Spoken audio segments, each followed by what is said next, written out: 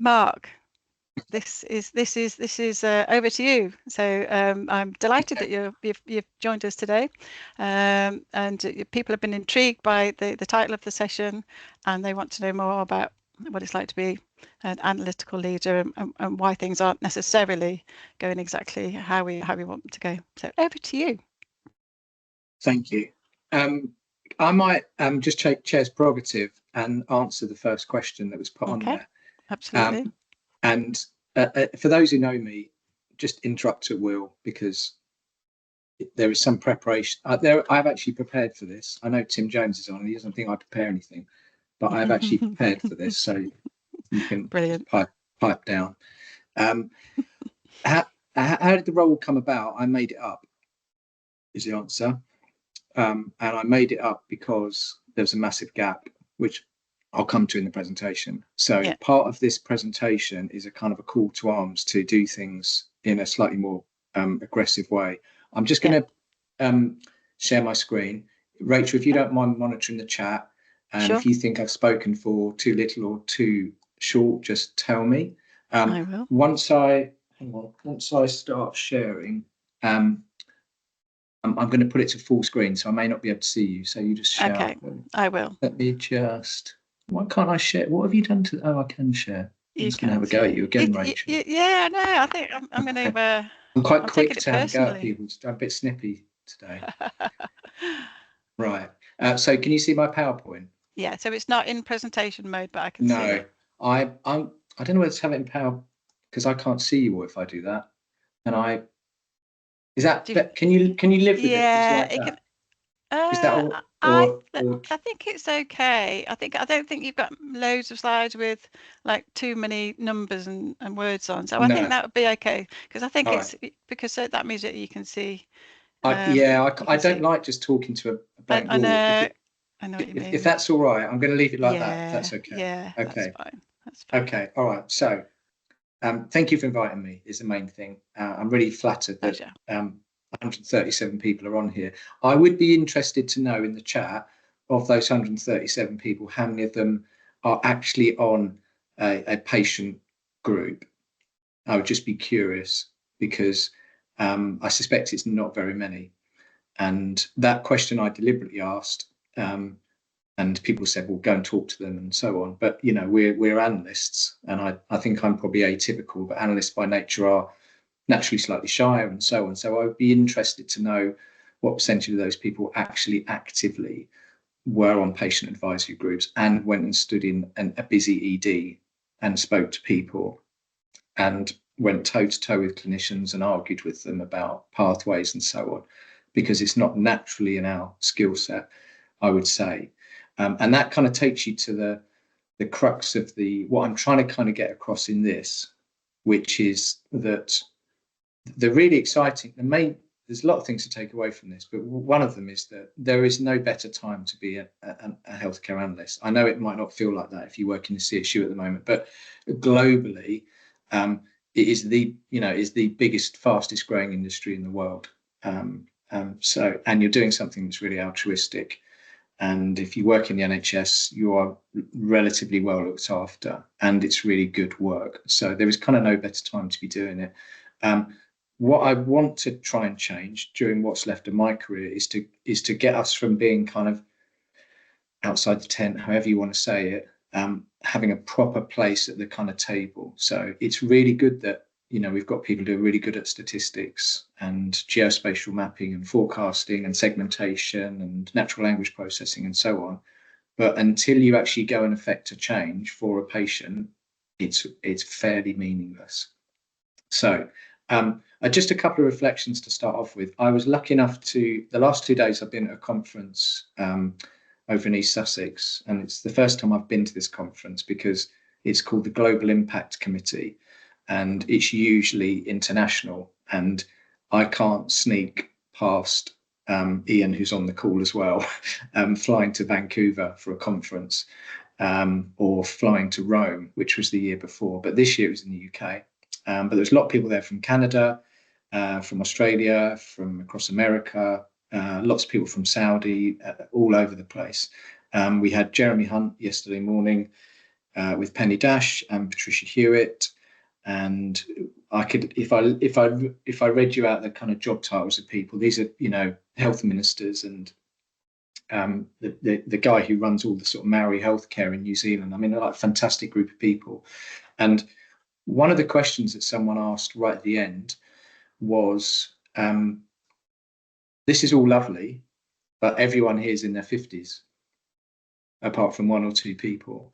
And there is a real kind of call to arms, which chimes exactly with what I'm trying to get across in some of this presentation. So there is a risk that over the next 10 years or so, a whole load of people leave the sector that care really passionately about some of this stuff. So, you know, I previously worked at Dr. Foster, and we were involved in mid-staffs, and it was quite crunchy the way that we did data, but it seems to have endured, but they were very difficult conversations, and there's a risk that that kind of relatively aggressive transparency kind of falls away a little bit now, and we just need the group of people on this call, the sort of cadre of people at the ages you are, and the jobs that you've got, to kind of keep pushing onwards and upwards. Apologies, bit my finger. I took the end of it off on Friday.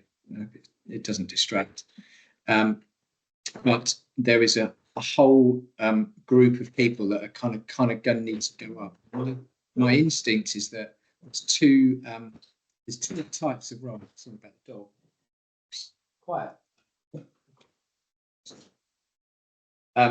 My supposition around our profession is that this is a massive over characterization, but go with it.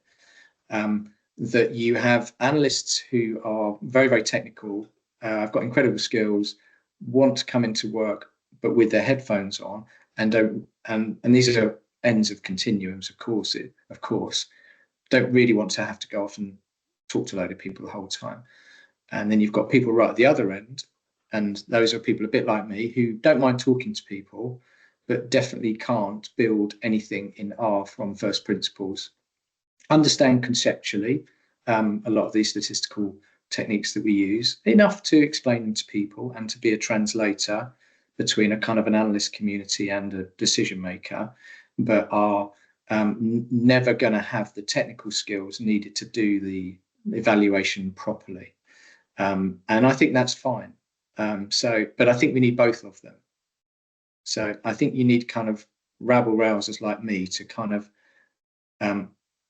go, you know, have arguments with the centre, have strong views on behalf of membership about the FDP or whatever it is. But you have to have what Roosevelt called back in the day, you know, people who are kind of quiet but carry a big stick. So if there's a lot of people on this call who are really, really interested in doing data engineering and building pipelines and teaching themselves all these new technologies, but don't really want to have to sit in loads of boring meetings or get involved in contracting decisions, that's okay. That's okay. We need both, but we do need both. We can't just have one and not the other. Okay, right. Oh no, I'm going to have to go full screen to the next bit. So I thought I'd just do a little bit of interactive bit as well, Rachel, if that's all right, because you sounded like you quite like that. So I'll tell you a story. I've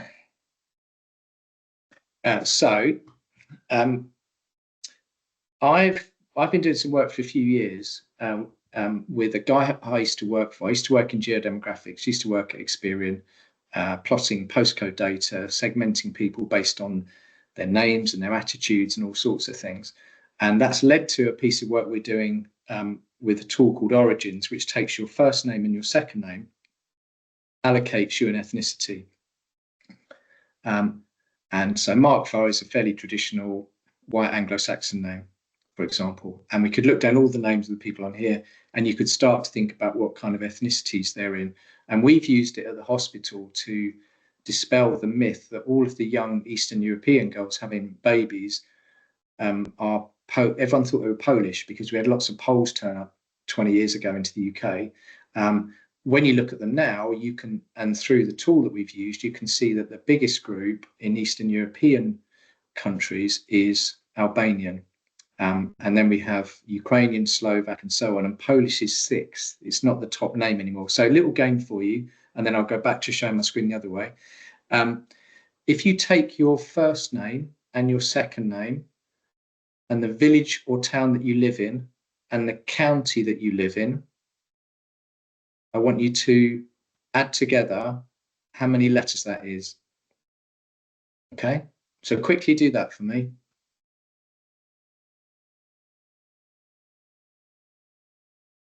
So you might have Rachel, Caswell, I'm making this up. I don't know, Lancaster, Lancashire, whatever it is. So is that number of characters with spaces? Am I being just the number of characters. So Marc Farr is 8 characters. Kent is another 4, and so on. Okay, so I'm Staffordshire, so I'm around about 34. Okay, right. So how should we do this? So how many? Can you put your hand up if you have less than 50 characters?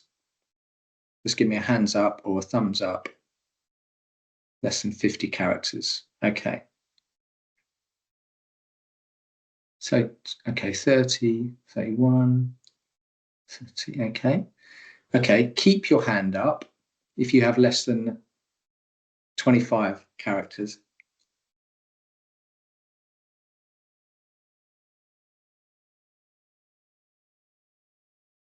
"20 characters.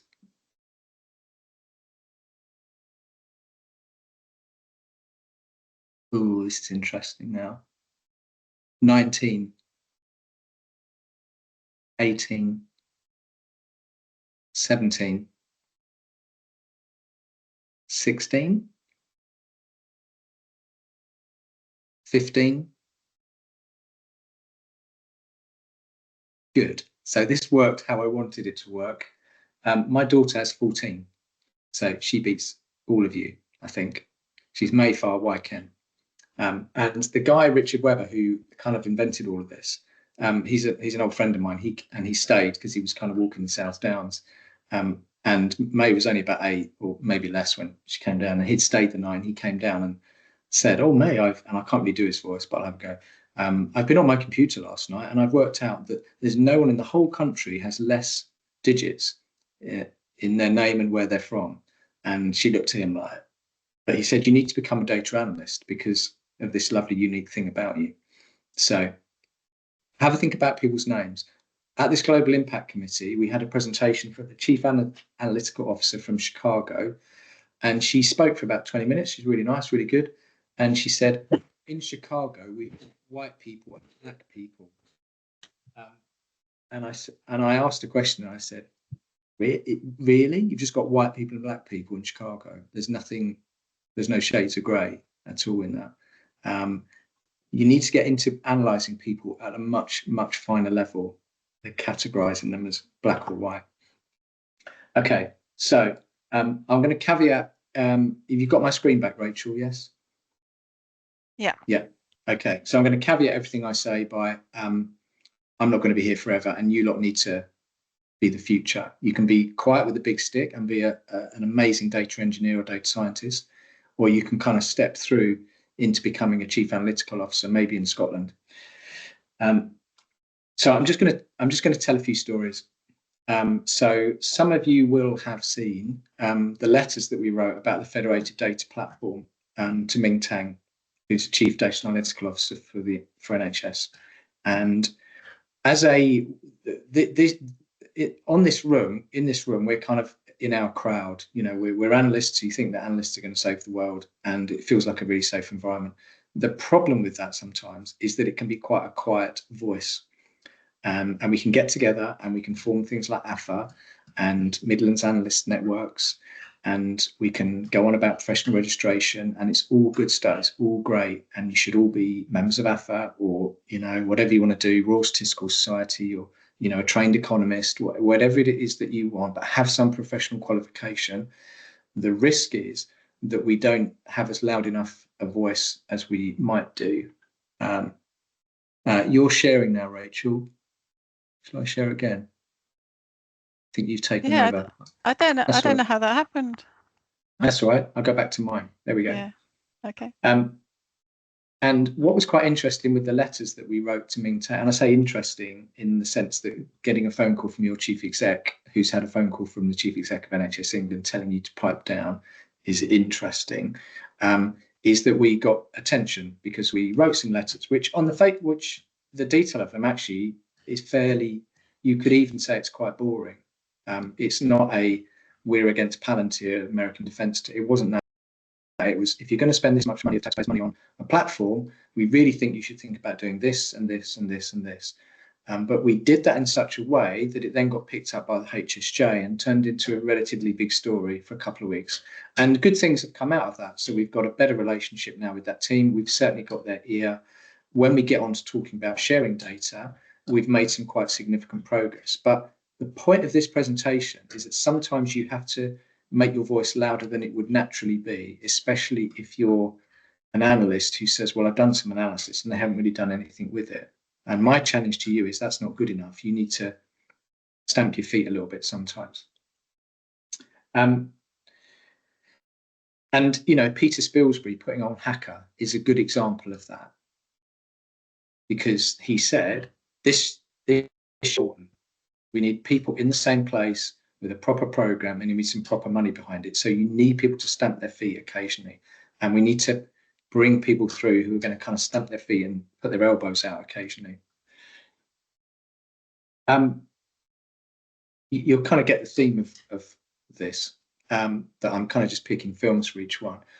That if you I don't know how many of you saw the Bob Dylan film last year. I didn't want to watch it because I'm a big Bob Dylan fan, and I thought he won't be able to look like him and he won't be able to sound like him. He looks exactly the same as him, and he sounds exactly. It's amazing. It's a really, really good film. If you missed it, go back and watch it. It was brilliant. And what was quite interesting in that film is that, as Bob Dylan was kind of practically sleeping on the streets, but came up on a kind of an exponential curve. And Joan Baez, who was quite established, got a bit. There was this point where he went past her, and she kind of went back the other way and resented the success and so on. And there's a clunky analogy in there about, and it goes back to that first question about chief analytical officers and chief information officers. So in this example, Joan Baez is the chief information officer. And we, all of us, are currently, or will be, if you want to be, chief data and analytical officers.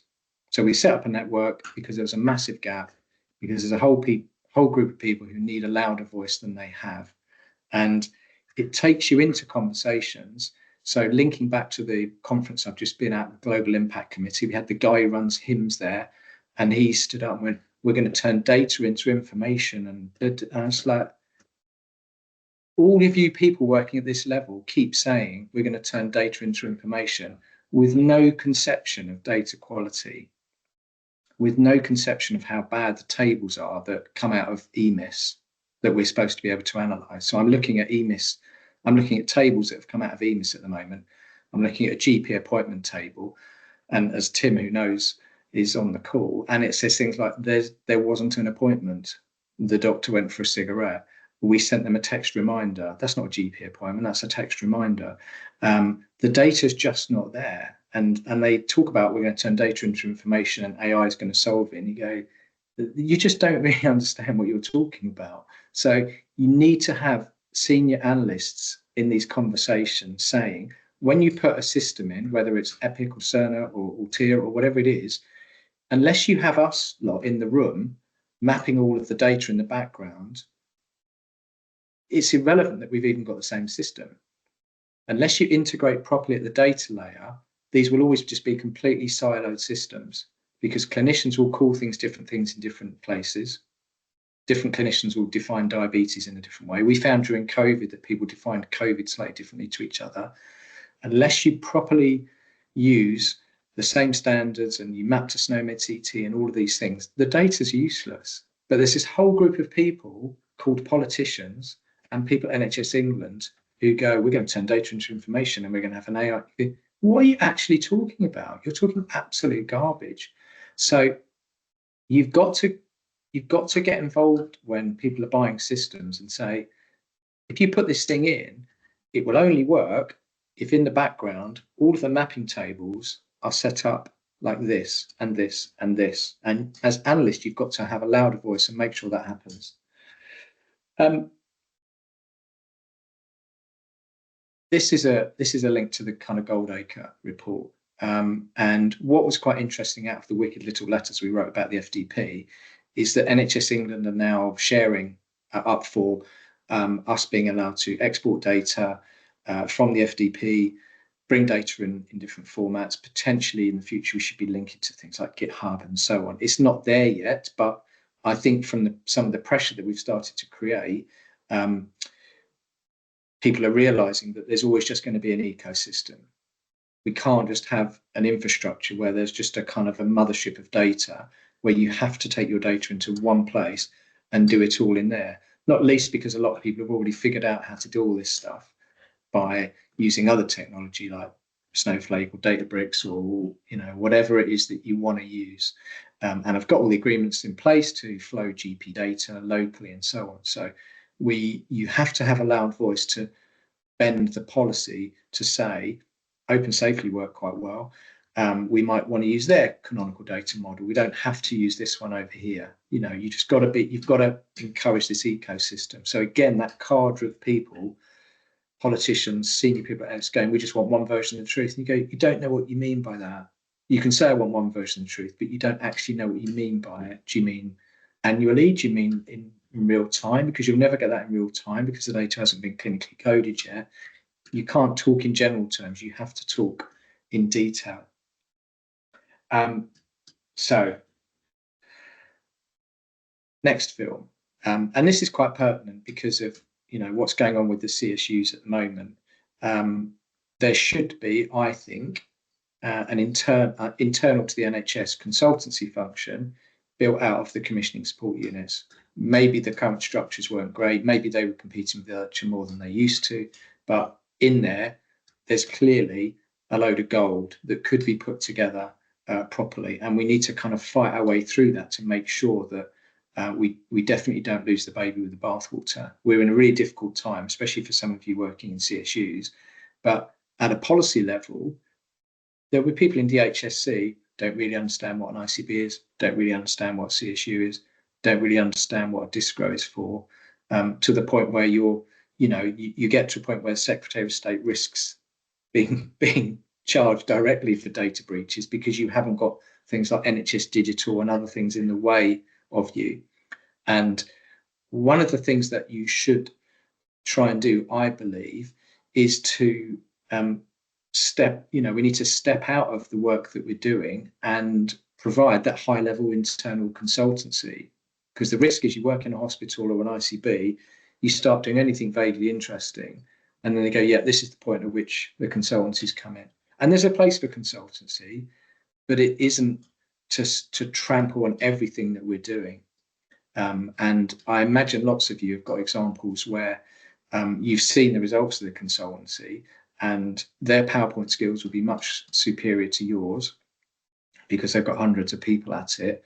But the data flowing through it isn't great. They've mixed specialties together. I've seen examples where they've, mixed together a lot of different surgery under general surgery, which is not appropriate to. Ben Goldacre and I wrote a paper a while ago on the back of his bad science column called Bad Management Consultancy, because we had seen so many examples of pieces of work that just weren't great, and we have to battle against this. Myself and some colleagues here from East Kent, we would see a constant churn of consultancy rolling through our trust.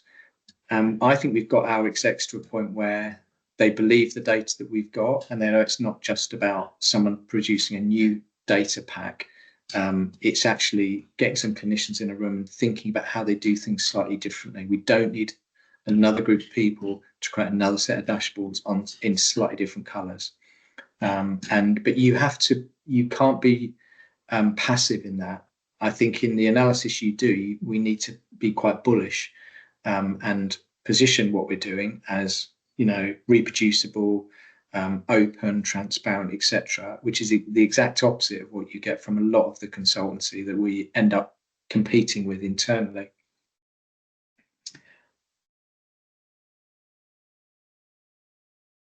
I'm conscious that some of these films, I'm going to say they're classics, instead of saying that I'm a lot older than most of the people on this call.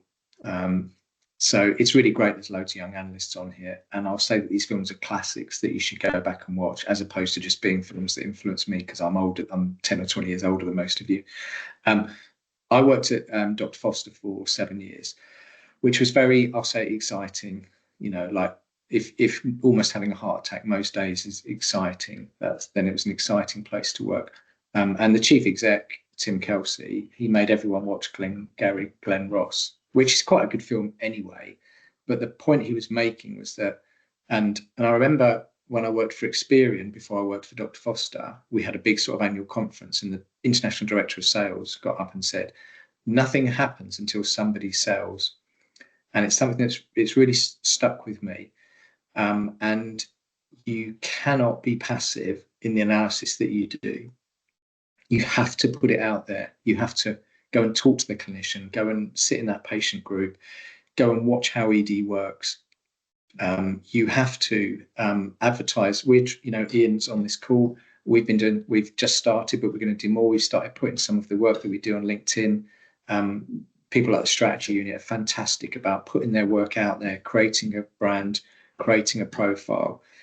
A lot of people would think, I'm an analyst, I wouldn't possibly have time to do that. But unfortunately, you're going to have to. There was a really interesting discussion at the Global Impact Committee, and there was a lady there from UCL who's a professor of operational research, and we had a whole session on misinformation. So if my views don't agree with some of yours, usually I would say I respect you having a slightly different opinion. But if there are people on this call who are anti-vaxxers and think that measles coming back is really good and kids dying of whooping cough is brilliant, I'm going to say that I definitely don't agree with your politics, and I'll be really rude about it. And she produced lots and lots of data about how misinformation is becoming more common. And the challenge that she got from the audience was, you need to get out there and talk to people in a way that they understand. You need to go onto Instagram and TikTok and so on. And she said, there's just not enough hours in the day. And that's something that we have to kind of wrestle with. If you're kind of my age, you used to read the newspapers or watch telly, and what had happened was true. You might not like it, but it was true. It had been reported correctly as something that actually happened. And now, they put up there's a really cool picture of the Pope in like a big white puffer jacket, like he's a gangster. And it's like the most fantastic AI picture. You're just not sure what's true out there now. So we have to kind of go out and sell what we believe to be true. And there was the chief exec of Airedale Trust was there, and she talked about, seek forgiveness rather than permission. I think as analysts, there's a space for us to put a lot of data out there. Actually, you'll have seen the league tables come out over the last week or so. We've got a session with them on Friday. The methodology doesn't look amazing to me, but until we challenge that and we put better, different data out there, that's what we'll get. So there is a proactive thing to when you produce some data. You can't just produce the data, go home and say, that was really interesting what I did today. I managed to get that code to work that hasn't been working for a couple of days. That on its own doesn't achieve anything. You've got to go out there. And in that example, we've done some work where we've reduced outpatient DNA, and we had to go off to outpatients and figure out what was actually going on. You've got to kind of get out there. But I think, in this world of some league tables starting to come back, loads of opportunities for us to put out loads of different, better, simpler, more complicated, more adjusted, better adjusted data. But it's part of that kind of proactive message of just doing that.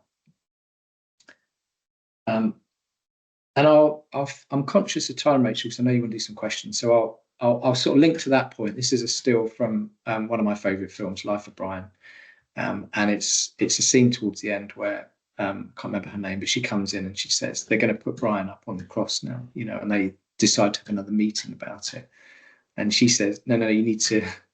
It's happening now. It's happening now. You need to go out there now and do it. And they go, right, brilliant, right, new agenda item, and she just runs out exasperated. But the point is, like we've had analyst revolutions with, Fraser Batty's work and stuff in the past. Get out from behind your desk, go and talk to people, put your data out there, put it on LinkedIn, put it on, I don't go on Twitter because of the Wally that runs it, but put your data out there, set up websites, put it all on GitHub. It's very straightforward to share data now. We did something during COVID called Open Data Saves Lives, seemed to work really well. We found a load of brilliant people who were scraping public websites, bringing data together, making it really accessible for people. But if you take anything from this presentation, it's about just being more proactive with the data that you've got, and think about how you go on either of those two trajectories. So there'll be some of you that want a job a bit like the one I've got, which is a vaguely senior analytical officer job, but there'll be others of you that are really, really technical, and that's fine. That's brilliant. We need both. But if you have got the skills to stand up a website, scrape other websites, international data, benchmark it, adjust it properly, put it on a map, build drive time analysis, build simulation capability into it, do that. That's the Roosevelt, that's the quiet but carry a big stick model. But we kind of need both, I think. So I hope that was useful, interesting in some way, Rachel. I'm happy to take any questions if that's helpful. No, that was very useful, and it was very interesting. Thanks very much for talking us through the different types of way that we present as analysts, as sort of contributing to the big decision-making machine, which is very complex and complicated, but we can break it down, and we can probably influence more than we do in many areas. We do. So I do have some questions, but this was one of our following on from, just because you mentioned Fraser, following on from the analyst revolution, and I think you were interviewed as part of that. I'm pretty sure I've seen a Marc Farr interview as part of that, and we had some other really great senior analysts, analytical leaders as well, taking part in that. I think I might have to revisit that. There was some, A, because it was brilliant, B, because the messaging is pretty much exactly the same as it is now, and that's like probably 5 years ago. But the analyst revolution that Fraser Batty, part of the strategy unit, sort of had back in 2019, 2020, led to us to look to see where the gaps were in terms of trying to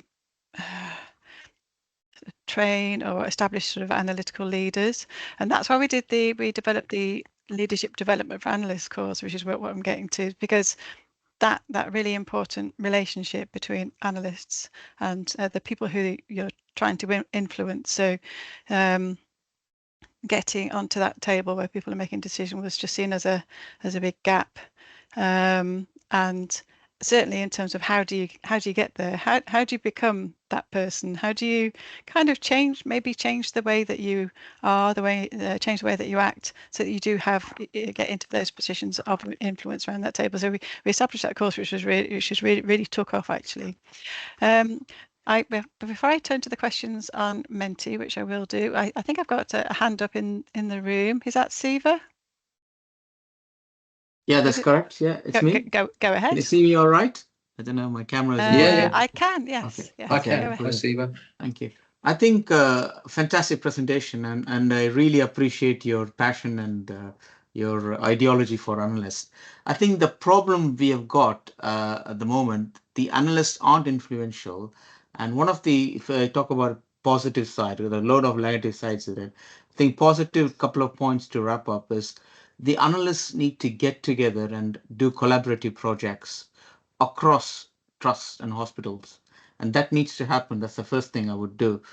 actually, and then they can literally have a hub like this, Midlands Network, and easily make it happen. Projects that they can do across board. That's first point. Second point is about the leadership development that Rachel was talking about. It's just really interesting, actually. I think more formal qualifications and standards, benchmarks for analysts. I think that is recognized by all organizations, including local authorities and ICBs across the board together. So they recognize. So all the standards are like sort of set out so that people know when you recruit analysts, have you done this? You know that you have that a standard. At the moment, that's not the case across the board. And that's a massive problem because people come from different backgrounds and they got a lot to offer. But we need to have some level of benchmarking standards, if you like. And the third point I want to make is people should have a domain understanding. Like, say if you work for a trusted organization, they should be understanding, oh, what's your recovery plan? So how much debt have you got? How many basic questions I found quite fascinating when I go around to trust, like how many beds are there in hospital? What is your bed occupancy rate? You know, what is your length of stay, average length of stay? People struggle to answer the basic questions in an organization. And I don't want to, but I've seen quite staggeringly unbelievable to have that level of knowledge. I think those things need to improve, and some level of understanding the business domain context would be really useful. Those are the 3 points for me. Yeah, Thank you. I think they're really good points. I think that I agree with all of that. I think for the first point about getting people to collaborate, 100% do that, and it can be around inequalities or business planning, whatever it is. Puff it up, come up with a name, the collaborative or whatever it is. And on that third, your last point, I'm really interested in because I keep coming back to that. I think people can't quite understand how hospitals work, but if you visually say, this is how many beds we've got, this is how many people died last year, this is how many people were born, this is how many people are waiting, people start to get their head around it. And if you then publish that data through an app or through text messaging or through social media, people start to engage in it. Because even if you build those things up, but it's hidden within a board report or a Power BI report that no one can get near, that understanding isn't growing. But what would it be like if you went on to Instagram every morning and publish some statistics about how well your region was doing? I do think we need to face the new way of communicating with people. There was a really interesting anecdote from the conference I was at again, where they said Donald Trump turns up to work at about midday every day. So your instinct is he's lazy, he doesn't get out of bed, he's probably playing golf or something. What he's doing all morning is watching TV, and he's on Twitter and on his weird platform, whatever it is. But when he comes into work eventually at lunchtime, he's watched an hour of Fox News, he's done 3 interviews, and he's got that, he's like over communicating. And he's the only, and I don't like Trump, and I expect most people on this call don't, but his popularity rating, totally fine. Starmer's gone off a cliff. Same across Europe. So by all means, produce all the data, but what you have to do as well, Siv, is you've got to push it out there. Let's put it into the local newspaper. Let's build a local website. Let's show waiting times through an app that people can. Let's do a little update on LinkedIn about our work. Let's try and win an award, and so on. There's something about being better at communicating than maybe we are naturally like. Yeah. I think my request to Rachel is actually another presentation to understand about how the hospital works, how we can get the overview picture about how policies are made and how the numbers reflect the policies. That kind of presentation would be really useful for the future, Rachel. I think that's a really good call. Maybe I'll get in touch with you, Siva, and then we can sort of like talk that through. Maybe you can be part of that. You can help me shape that one up. That sounds really interesting. But yes, I do. Before we've got a few more minutes to look at the Menti questions. But that I love those ideas of just meeting people where they're at in terms of sharing information, data in places that people look at and see, as opposed to sort of hidden away. Times, and obviously times have changed, and we need to move with the times. But that's how we all presumably receive a lot of our information and so on. But I remember when it was about, I don't know how many years ago, 10, probably a bit more. So this was before strategy unit, when I was working in a dare I say, PCT. So I was a public health intelligence, a public health epidemiologist back then, and I produced I copied it from somewhere else, because that's what you do, isn't it? All the best stuff is copied. A pocket profile. Now this was a physical thing, and it opened. It was an A4, and it opened, and he folded it up, and it went into like a credit card size little plastic case, and and it had all of the key facts for Staffordshire: number of deaths, premature mortality, health inequalities, and all that kind of stuff. And they loved it. They absolutely loved it, because it enabled them to have the people using that information to have something to hand, succinct, key stats. That wouldn't work now, but it'd be a perfect app, and it'd be a perfect type of information to share in the ways that you said. Let's get to some of these Menti questions, and I can say in advance that we won't go through them all, but I will share them with you after, Mark, and if it's okay, if you could sort of comment on them then. Yeah, so I'm of course. sharing my screen now. So you've answered this first one, I think. Yeah. Yeah. So yeah. I mean, I made it up. We then put data in as well, because data's so important. Yeah. You've got to control the pipes as well. Yeah, just get the CIOs just to keep the lights on. Yeah. Just let them keep the lights on. Yeah. So here we've got another couple more questions. So when are we going to see data be a key part of clinical job descriptions in the funding challenged environment we are in? Yeah, that's a really good question. I mean, we have CCIO roles, but they usually are Wallies that are kind of interested in IT. There's someone who's been to a conference and seen the Da Vinci robot. Quite likes the idea of it. What we keep toying with at East Kent, we haven't quite done yet, is like a CCDO or a CCMO or CCAO or something like that. And we're going to try and get a PA or two for a clinician who's just really, really interested in the data, because there's lots of them that are, because of their backgrounds, are much better at maths than half of us. So we need to. I'd be really interested in trying to pursue that in the same way that we had CIOs 20 years ago, and we've now got chief data officers, chief analytical officers. You've got CCIOs through into CCIOs. We have to create the space for there to be more. So there's now quite a few chief analysts, which is brilliant, and there'll be even more. We need to, from now, on the basis of that question, go from CCIOs to CCAOs, management information, whatever you want to call them. We need to build that, because it won't happen, but we'll do that. That's why we've set up our national network. Okay, no, that's really helpful and promising as well. Just a couple of things I would just mention, as Siva mentioned, that there is that we've mentioned professionalization and we've mentioned AFA, so I think we should just make sure that people are sort of realise, if they aren't already aware, that these are routes to achieving those standards, those benchmarks, so that people know from your sort of AFA status, your status of professionalisation, that what you're producing is up to a standard. So thanks for sending the letters to Mingtao. Yes, I think that was very much appreciated. Like you say, if you don't put yourselves out there, your voice is very quiet. So things like that are really, collectively, it's that and similar things to that, which will let us have a bigger voice. And like you mentioned as well, Hacker, of course, which I'll mention again if I've got time. So that's the Health and Care Analytics Conference, which was kind of born on the back of the Goldacre report, where it was seen as a huge gap. That there needed to be this space where people could come together. So that's what Hacker does, and gives that opportunity to for that collective voice, as well as other sort of other areas too. Let's just see if there's anything else. Is there anything here that you'd like to? If you want to send me all these, I will write them. I will write them up and I will publish it. I think there's a really good question in there with two of them there about the passivity and the nervousness and so on. The piece of advice I would give you is strength in numbers.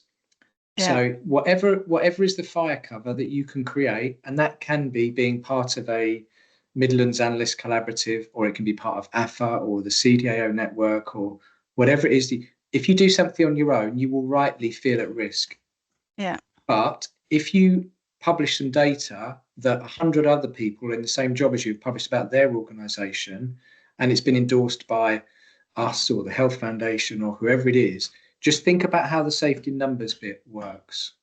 That's the advice I would give you, and that's something that I've done a couple of times, and it's worked quite well when we've done the CDAO network, and we did beautiful information before. It's about safety in numbers. That's why you create a brand and a logo, because then it's not you as an individual. Yeah, no, that's very, very helpful advice. Okay, thank you. So we are just tipping into sort of 12 o'clock. So I will go to my next slide.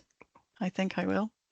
But before, in case people are running off, I will just say to Marc, I don't know if you're staying for 1 minute. Thank you so much for coming today. It's sort of a fascinating insight from my perspective and lots of other people's perspective into the role that you have, the messaging around the making sure that everything, all the stuff we're passionate about, people who are maybe more advanced in their careers, that is actually being built through to and followed up with and strengthened for the people who are at different stages in their career as well. Then we can make a difference. Basically, we can build on as opposed to start again. We don't want people starting again. We don't want AI to take over anything either.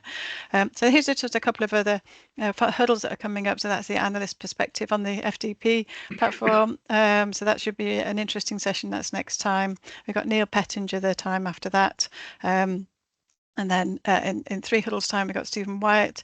It was about time we had him back, and he's going to be talking about the impact of NHS waiting on patients' decisions to go privately for their treatment. And there's more besides. So just keep an eye out for that in terms of training. We have, of course, got, as I mentioned, the Health and Care Analytics Conference on the 3rd, 4th of December. Abstracts are due now on the 21st of September. Guess what? You've got a few days left. If it was extended because we wanted to make sure that you all had the opportunity, and it was slap bang in the middle of summer when the other deadline was jumped up at you. So please do take the time to submit your abstracts. We want to hear from you. It could be your first time. You could be a well-seasoned conference presenter. We want to hear from all of you. And the themes are some of them around the 10-year plan and the left shift. And we don't like the term left shift, and we all use the term left shift. We got the wrap drop-in sessions with Chris Bealey. AFA are doing AFA accredited, I beg your pardon. Mohammed's course, of course, the understanding and reporting of hospital mortality statistics. We've got some new dates for that. And this, we got the analytical concepts for leaders. That's kind of invitation only. I need to change the website because I think anyone can apply. But if you want to go on that and you're a leader, or you want to invite one of your leaders who you work with, then please do email me. So that is it from today's session. Thank you ever so much again, Marc. I'll book you in again for 6 months, and we'll see how we're getting on. Great. Okay, thanks for inviting me. See you all soon. Pleasure. Take care. Bye. Bye-bye.